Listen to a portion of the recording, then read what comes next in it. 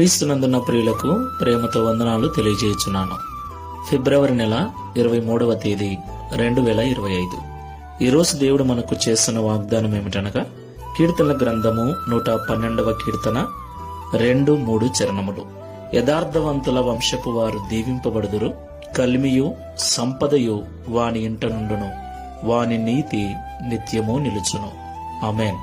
నా ప్రేమైన సహోదరి సహోదరులారా, కలిమి కలిగి జీవించాలని, ఇంటి నిండా సంపదలతో తొలతూగాలని ఎవరికి మాత్రం ఉండదు చెప్పండి.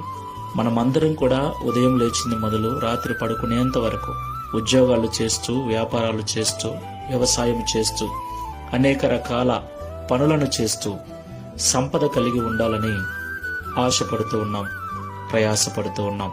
నా ప్రియులారా, మన కలిమి, మన సంపద మన యొక్క యథార్థత మీద ఆధారపడి ఉంటుందని దేవుడు ఈ ఉదయకాల సమయంలో మాట్లాడుతున్నాడు.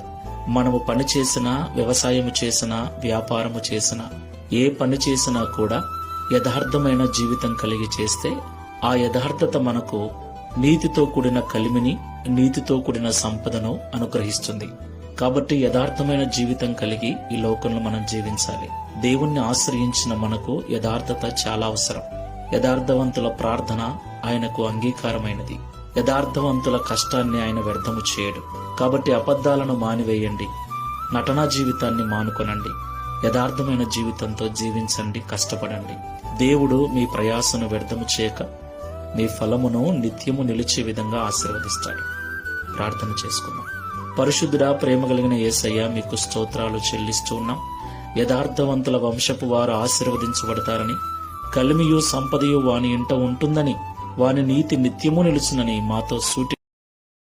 Download ShareChat.